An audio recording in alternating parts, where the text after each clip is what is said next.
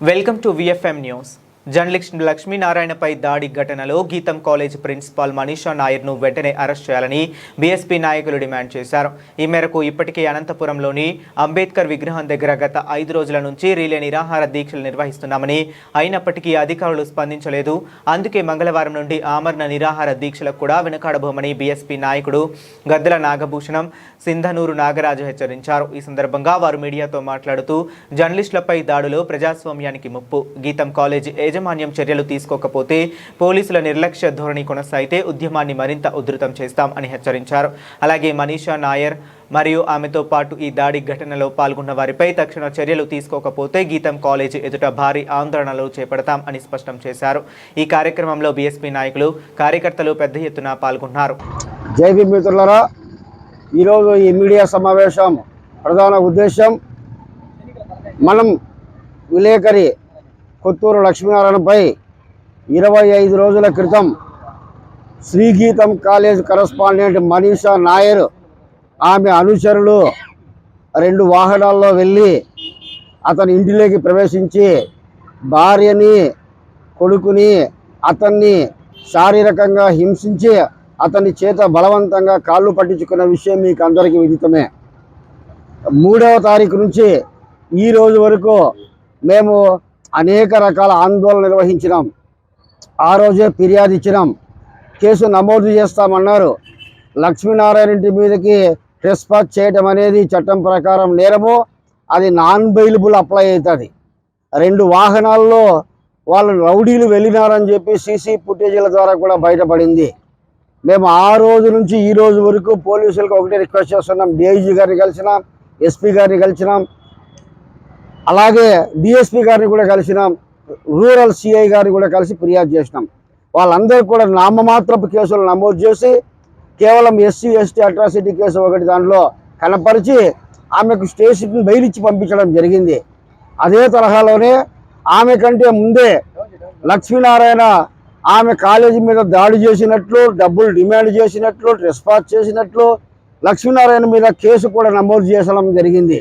ఈ విషయాన్ని ఇంతవరకు బయట పెట్టలేదు. మేము కోర్టుకి వెళ్ళి ఎఫ్ఐఆర్ తీసుకొని పరిశీలించిన తర్వాత మనీషా నాయరే దాడి చేసి కొట్టి ఆమె ముందు పోలీస్ స్టేషన్కి వెళ్ళి కంప్లైంట్ చేసింది. ఆ మేరకు డిఎస్పీ గారు ఎస్ఐ గారితో, అంటే ఎస్ఐ గారు మహిళా ఎస్ఐ, ఆమె ఎస్సీ కులానికి చెందిన ఆమె పేరుతో కేసు నమోదు చేయడం జరిగింది. కానీ లక్ష్మీనారాయణ మీద దాడి చేసిన కేసేమో డిఎస్పీ గారు నమోదు చేసి లేటుగా నమోదు చేస్తారు. అంటే పకడ్బందీగా మనీషా నాయర్ దాడి చేసి కొట్టి ఎస్ఐ గారి చేత కేసు నమోదు చేయిస్తుంది. ఆ తర్వాత లక్ష్మీనారాయణ ఇచ్చిన ఫిర్యాదు కేసు నమోదవుతుంది. ఇది ఎంత అన్యాయమో, ఎంత దుర్మార్గమో ఒక్కసారి పరిశీలిస్తే ప్రజలందరికీ అర్థమవుతుంది. కాబట్టి మేమేం చేసినామో, బహుజన్ సమాజ్ పార్టీ ఆధ్వర్యంలో మనీషా నాయర్ తమ రౌడీలు తీసుకెళ్లి వాహనాల్లో వెళ్ళి దాడి చేసి కొట్టింది కాబట్టి కేసు ఎస్సీ ఎస్టీ అట్రాసిటీతో పాటు నాన్ బెయిలబుల్ కేసులు నమోదు చేసి మనీషా నాయర్ని అరెస్ట్ చేయాలని చెప్పి 25 రోజులుగా డిమాండ్ చేస్తూ ఉన్నాం. మేము సోమవారం నుంచి, అంటే 25వ తారీఖు నుంచి ఈ నిరాహార దీక్షలు ప్రారంభించినాం. ఈ రోజుకి 5వ రోజు. ఈ రోజుకి కూడా పోలీసులు స్పందన లేదు. పైపెచ్చి మాకే బెదిరింపు కాల్స్ వస్తున్నాయి. బెదిరింపుగా మధ్యవర్తుల ద్వారా చెప్పంపిస్తున్నారు. 2 మీద కేసులు నమోదు చేస్తాం, 2 జైలుకి పంపిస్తామని. మేము ఒకటే చెప్తా ఉన్నాం, లక్ష్మీనారాయణ ఏమైనా నేరం చేస్తుంటే లక్ష్మీనారాయణ మీద కేసులు నమోదు చేయండి, లక్ష్మీనారాయణ కూడా జైలుకి పంపండి, అలాగే మనీషా నాయర్ని కూడా జైలుకి పంపండి. ఆమె నొక్కతే కాదు, ఆమె అనుచరులని, గూండాలని కూడా ఖచ్చితంగా పంపాలని చెప్తా ఉన్నాం. కార్లు సీజ్ చేయాలని చెప్తా ఉన్నాం. వాళ్ళ ఫోన్లు పోలీసులు స్వాధీనం చేసుకొని అందులో కాల్ డేటా మేరకు ఏం మాట్లాడినారు పథకం ప్రకారం దానికి కూడా మీరు స్వాధీనం చేసుకొని ఆమెను జైలుకు పంపాలని చెప్తా ఉన్నాం. కానీ స్పందన లేదు. కాబట్టి మేము ఒకటే చెప్తా ఉన్నాం, బహుజన సమాజ్ పార్టీగా ఈ రోజుకి 5 రోజులైంది. రేపు మర్నాడు మేము ఈ దీక్షలు కొనసాగిస్తాం. మీ నుంచి స్పందన రాకపోతే సోమవారం నుంచి ఈ దీక్షా శిబిరాన్ని రిలే నిరాహార దీక్షని ఆమరణ నిరాహార దీక్షగా మారుస్తూ ఉన్నాం. ఆమరణ నిరాహార దీక్షలో లక్ష్మీనారాయణ కూర్చుంటాడు. మేము బహుజన సమాజ్ పార్టీ మా టీం మొత్తం మనీషా నాయర్ కాలేజీ మీద దాడి చేస్తాం. అది ఎట్లా చేస్తాం చెప్పము. మెరుపు దాడి ఉదయం చేస్తామా, రాత్రి చేస్తామా, తెల్లవారుజామున చేస్తామా చెప్పము. మేము మాత్రం మెరుపు దాడి చేసి మనీషా నాయర్ని, ఆమె కాలేజీని ఖచ్చితంగా ధ్వంసం చేస్తాము.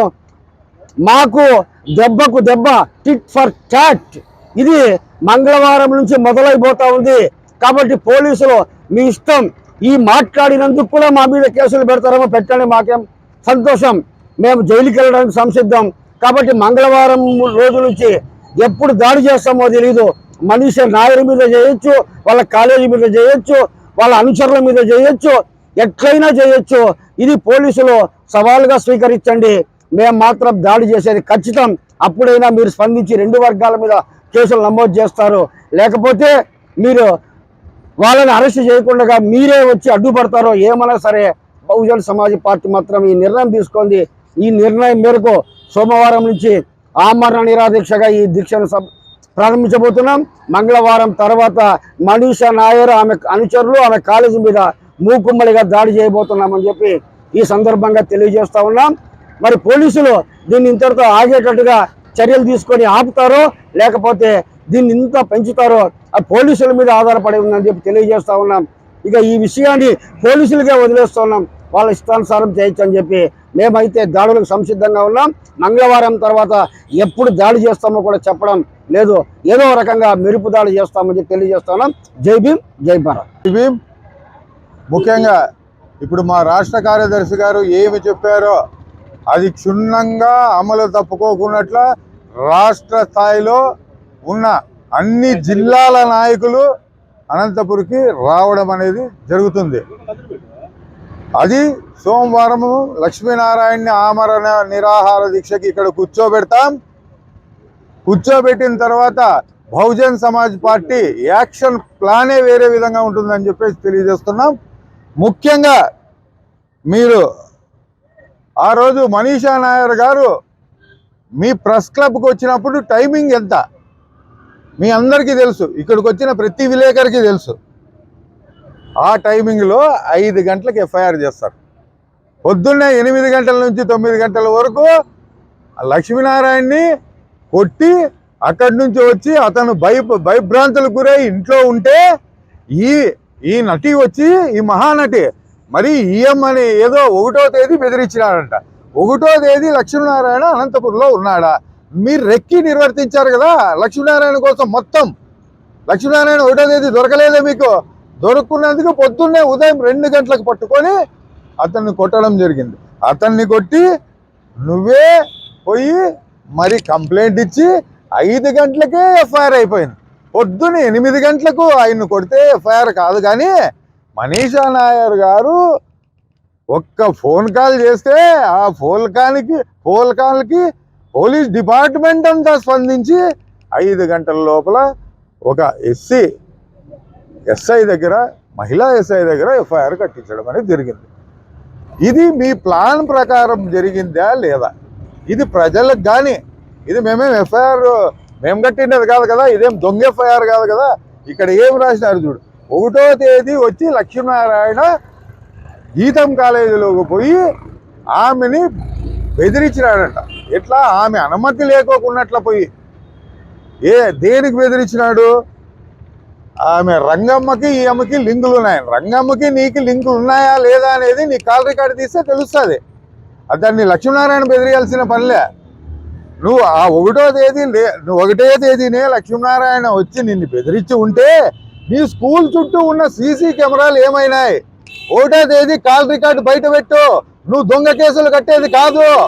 1వ తేదీ ఈ రోజు ఎఫ్ఐఆర్ కట్టి లక్ష్మీనారాయణ ఎఫ్ఐఆర్ కౌంటర్ కేసు కట్టి బెదిరిస్తామనుకుంటున్నారా? మీరు బెదిరియండి, మీరు ఏం చేస్తారో చేయండి. బహుజన్ సమాజ్ పార్టీ తగ్గే ప్రసక్తే ఉండదు. మీరు ఇట్లా దొంగ కేసులు కొడితే మాకు హైకోర్టు ఉంది, హైకోర్టులో నిలబెడతాం అధికారులను కూడా. బాగా గుర్తు పెట్టుకోండి అని చెప్పేసి తెలియజేస్తూ జై భీమ్, జై భారత్.